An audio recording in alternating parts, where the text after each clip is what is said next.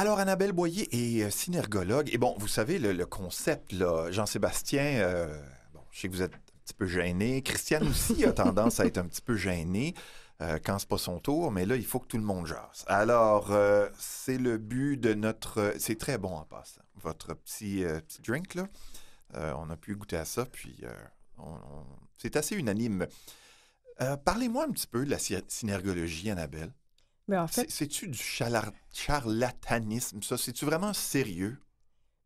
la synergologie est née il y a environ 35 ans. C'est Philippe Turchet qui, dans le cadre d'un doctorat, a commencé à observer des comportements, à observer des façons de bouger, des façons de se déplacer, des façons de s'asseoir. Et il s'est rendu compte que quand certaines émotions étaient présentes, on avait souvent les mêmes mimiques, les mêmes postures. Alors évidemment, il a poussé plus loin ses recherches et il s'est basé sur des recherches qui étaient faites en neurologie, en psychologie, en psychiatrie, en biologie, pour essayer de voir ce qui se faisait un peu partout à travers le monde, puisque lui était capable de pousser davantage. Mais évidemment, on parle vraiment de réactions physiologiques. On ne parle pas de comportement comme tel. Les comportements, ça relève de la psychologie. Nous, c'est vraiment des réactions physiologiques. Avez-vous une augmentation de la température corporelle? Avez-vous des démangeaisons? Avez-vous une augmentation de l'afflux sanguin? Donc, c'est ça, nous, qu'on va regarder parce qu'évidemment, une augmentation de l'afflux sanguin, une augmentation de la température, une augmentation du stress que vous vivez, ça va avoir des réactions. Et que vous soyez au Japon ou en Papouasie, au Sénégal ou ici, vous allez avoir les mêmes réactions physiologiques. Dans les, appelons ça des sciences, que ce soit psychologie, que ce soit philosophie, que ce soit... Il y a différents courants de pensée, Oui. différentes pratiques. Est-ce que la synergologie, même si c'est quand même assez jeune, a elle aussi ses différentes façons d'interprétation? En fait, il n'y a pas tant de différence d'interprétation que de différence d'application. Dans le sens où la synergologie, c'est un outil qui s'ajoute à autre chose. Donc, on est policier synergologue, on est psychoéducateur synergologue, on est gestionnaire synergologue. Donc, on a déjà autre chose, une profession, un métier. Et avec ça, on va utiliser la synergologie, que ce soit pour faire de la gestion de conflits, un interrogatoire d'un suspect ou une entrevue d'embauche. Fait que c'est sûr que les gestes restent les mêmes. Une démangeaison du nez, ça reste une démangeaison du nez. Mais c'est sûr que chacun des signes a plusieurs interprétations. Par exemple, le croisement de bras. Ouais. Le croisement de bras, on s'est fait dire pendant des années que c'est un signe de fermeture, alors que c'est rarement le cas. Si vous avez froid, Bon, vous allez croiser les bras. Si vous voulez vous concentrer sur ce que la personne Exactement. dit, vous allez croiser les bras. C'est souvent pour ça que je me croise les bras. Puis à cause de ce que j'ai entendu, je me dis souvent, j'espère qu'ils ne pensent pas, ou bien je sais pas où les mettre. Alors, en les croisant, c'est comme Tout ils à sont fait. placés. Ils sont occupés. Oui. Donc, il y a plusieurs interprétations. Fait qu'on se fie jamais à juste un signe. Parce que sinon, c'est sûr qu'on va se tromper à ce moment-là. Mais peut-il y avoir des synergologues qui vont dire que le croisement de bras veut dire telle chose et d'autres qui vont dire ça veut dire telle autre chose? Ça va arriver dans des vidéos difficiles où on s'entend pas sur l'interprétation. Et là, on reprend tous ensemble l'ensemble des items. Et souvent, on va avoir des jeunes synergologues qui ont oublié des items de base parce qu'ils cherchent l'item extraordinaire. Ils cherchent le petit truc vraiment particulier. Ouais. Il faut revenir à la base. Puis souvent, la base, c'est le corps en entier, il est placé comment? Est-ce qu'on a un corps qui est plutôt apathique ou on a un corps qui est plutôt hyper stressé? Donc, des choses de base.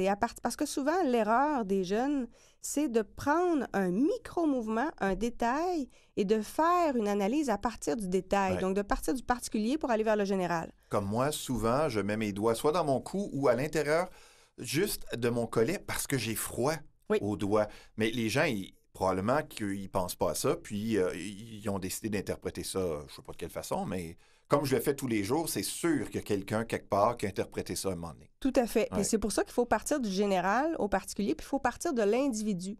Moi, je suis quelqu'un qui gesticule. Même si on est au micro, je suis encore en train de faire des gestes. C'est quand je fais plus de gestes que c'est bizarre. Ouais. Okay. Alors qu'il y a des gens qui gesticulent pas du tout, qui parlent ou qui écoutent, ils gesticulent pas. Alors, eux, c'est au contraire, c'est quand ils se mettent à gesticuler que je vais me poser des questions. Donc, il faut que je parte de l'individu. Bon, là, j'ai pensé à vous lorsque j'ai regardé ces gars-là. Et quand Marianne m'a dit qu'elle vous connaissait, je me suis dit, je vais lui poser la question. Épisode 7, Oui. il y a en fait, je pense que c'est Simon-Olivier Fecteau, qui a recruté un synergologue pour savoir si la fille qu'il courtisait avait ou non un intérêt pour lui. Oui. Ça se peut-tu, ça? On peut-tu savoir ça? Ben oui. Eh boy! Ça fait souvent partie des premières demandes. Puis il y a beaucoup de gens qui viennent faire le programme de formation parce qu'ils espèrent justement mieux trouver, mieux cerner les gens avec qui ils vont avoir des fréquentations. Donc, ça fait partie, évidemment. C'est humain, hein? Fait que on veut savoir si on est avec la bonne personne, si la personne est correcte, si on ne s'embarque pas dans quelque chose qu'il ne faudrait pas. Puis régulièrement, j'ai des amis qui me disent, bon là, je rencontre quelqu'un, mais j'aimerais ça te présenter. C'est sûr. C'est sûr que ça fait partie des demandes. Chargez-vous quand même si c'est des amis, parce que, Monet, on va tous, avant la fin de l'été, vous faire la même demande. Ici, les célibataires pleuvent, mais il n'y a personne avec personne. C'est comme ça ici. Mais souvent, par réflexe, je vais leur dire ce que j'ai remarqué, mais je ne charge pas pour ça. Moi, je travaille en entreprise, donc pour les entrevues d'embauche, les gestions de conflits, les choses comme ça. Mais pour des petits détails comme ça, c'est sûr que je ne le chargerai pas. Puis de toute façon, moi, ça me fait pratiquer tout le temps. Donc, c'est toujours un petit plaisir. Là. Est-ce qu'il est préférable de faire attention pour ne pas se dévoiler ou, au contraire, porter attention sur l'autre? Et là, on risque de se dévoiler parce qu'on va nous-mêmes bouger, réagir. Le plus favorable pour vous, c'est toujours d'être authentique. Ouais, OK. Parce que la minute qu'on se retient, l'autre, il sent qu'on se retient. Mm-hmm. Il sent qu'il y a quelque chose qui est pas clean, qui est pas clair. Et généralement, il va lui-même ajuster son non-verbal, puis lui-même, il va se mettre à se retenir. Fait que vous ne verrez rien. Donc, vous êtes mieux d'être authentique. Si vous bougez, il va bouger. Christiane, êtes-vous consciente du fait qu'Annabelle nous regarde, là? C'est fatigant comme ça l'est pour moi? Ben, j'avoue que j'y ai pas trop pensé. J'étais occupée à l'écouter. J'ai pas trop porté attention. Quoique tout à l'heure, je m'étais reculée dans ma chaise puis je me suis dit, est-ce qu'elle va penser que c'est parce que ça m'intéresse pas? Est-ce que tout... Ben, j'imagine, hein, on a tous... Ouais. C'est pire qu'une psy, là. Je sais pas si c'est pire qu'une psy ou qu'une sexologue ou... je dirais que c'est probablement le même genre de feeling. Ouais. Une sexologue. Je veux dire, on parle pas autant de sexe qu'on bouge devant vous malgré nous, là. Non, mais généralement, un bon sexologue, en vous regardant aller, a une bonne idée de votre vie sexuelle. Oui. Parmi les synergologues, on a Jocelyne Robert, qui est une sexologue, et c'est la conjointe de Philippe Turchet. Donc, évidemment... elle a tout appris, elle est tombée dedans. Tout à fait. Jean-Sébastien, vous êtes chanceux, vous êtes dans son dos. C'est exactement ce que je me disais. Je me sens très, très, très confortable présentement de ne pas être analysé. Votre voix n'est pas tout à fait d'accord avec ce que vous venez de dire. Il y a un petit trémolo dedans. Ah ben là, si vous analysez les voix en plus... Mais là, c'est parce qu'à la radio, c'est la partie qu'on est habitué de surveiller, mais pas nos gestes. Oui. Ça fait pas partie de nos habitudes. Là, c'est vraiment fatigant. On va passer tous les lundis ensemble en plus. Ça prend combien de temps avant qu'on n'y pense plus? À la fin de la rencontre, ça devrait déjà être moins pire, puis à la prochaine, ça va aller mieux encore. Pensez, hein? Oui. OK. Bon, qu'est-ce qu'on veut vérifier quand on est sur une date? Bien, en fait, la première chose qu'on veut voir, c'est justement si la personne est assez à l'aise pour gesticuler de façon naturelle. Donc, si elle retient continuellement ses mains, si elle retient continuellement ses bras, s'il y a beaucoup de démangeaisons, ça veut dire qu'on est dans quelque chose où il y a de l'inconfort. Parce qu'une démangeaison va survenir quand on a, par exemple, une pensée qu'on n'a pas exprimée, quand on a une émotion qui est réprimée. Parce qu'à ce moment-là, le corps, pour gérer le stress, va envoyer des influx nerveux un peu partout. Puis ça va créer des démangeaisons parce que le fait de se gratter, ça apporte un soulagement dans le cerveau. Ça me pique à 4 places, là, oui. et je me retiens. On vient de régler ça. OK. Donc, vous parliez tantôt de chaleur corporelle. Oui. Bien là, ça peut se voir s'il y a de l'influx sanguin, mais sinon... peut-être la transpiration? On peut l'avoir par la transpiration, on peut l'avoir par la couleur de la peau. Évidemment, moi, j'ai un ami, on a fait un test la semaine passée. Je ne fais que m'approcher et il devient très, très écarlate. OK. Donc, je sais très bien. Puis tout de suite, après, il y a des gros soupirs. Donc, je sais qu'il vient d'avoir chaud. Fait que c'est certain que ça, on va le remarquer. Mais la plupart du temps, de toute façon, les gens ne sont pas conscients de l'augmentation de la température corporelle. Il y a une étude qui a été faite où on a demandé à des femmes de se prêter à un exercice et il y a un homme qui touchait à des zones pas très intimes, là, les mains, entre autres. Et on avait quand même une augmentation de la température de 0,1 degré Celsius. Mais quand l'homme touchait le visage, par exemple, on avait une augmentation de 0,4 degrés Celsius. Ça te dérange plus que ça fait plaisir. Oui, mais ce qui était particulier, c'est que toutes les femmes qui ont participé à l'expérience ont juré qu'il n'y avait eu aucune augmentation de température. Elles ne l'avaient pas senti. Et pourtant, on le voyait très bien à l'ordinateur. OK. Donc, il y a plein de réactions comme ça qu'on a, mais de toute façon, on ne s'en rend pas compte.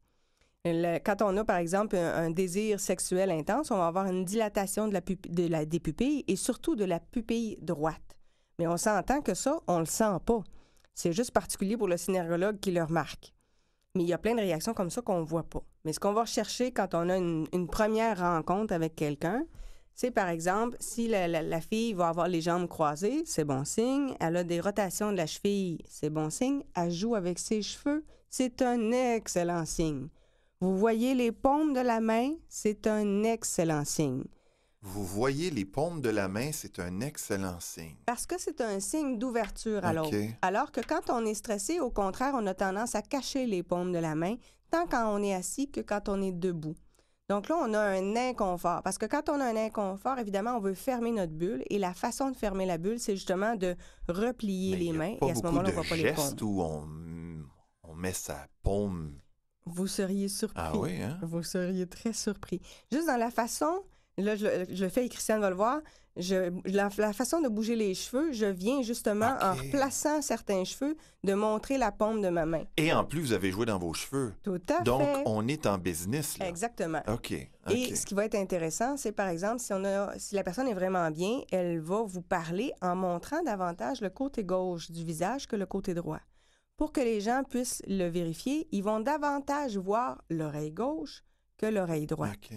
Donc, à ce moment-là, pourquoi ça? Parce que c'est l'hémisphère droit qui vient de s'activer. Et dans l'hémisphère droit, on a toute la partie de la spontanéité, de l'émotivité, du bien-être. Et à ce moment-là, c'est le côté gauche qui va s'avancer. Et ça, c'est la même chose pour les enfants, c'est la même chose même pour les bébés. Fait que c'est universel. Donc, c'est quand l'hémisphère droit qui est plus comme activé. Christiane qui est gauchère, ça ne change rien. Ça change rien puisqu'on parle de l'hémisphère. Exactement. Puis c'est les mêmes morceaux qui sont dans le cerveau. Ouais. Hein. Dans son hémisphère gauche, on a l'aire de Broca qui sert pour le langage. On a l'aire de Wernicke qui sert au langage entendu. Puis dans l'hémisphère gauche, on a toute la partie des casse-têtes, des processus, de la logique et du raisonnement. Alors que dans l'hémisphère droit, on a toute la partie des concepts, de la spontanéité, de la créativité, des liens entre les idées, des liens entre les émotions. Donc, à droite, on a davantage les liens et l'émotion, alors qu'à gauche, on a davantage le contrôle du discours et le rationnel. Mais l'hémisphère gauche gère la partie droite du corps et l'hémisphère droit gère la partie gauche du corps. Je pense qu'on va, parce que malheureusement, le temps file, mais je pense qu'il y a encore du contenu sur ce sujet-là la semaine prochaine. Peut-être les signes qu'on ne veut pas voir quand on est en train de prendre un verre avec quelqu'un.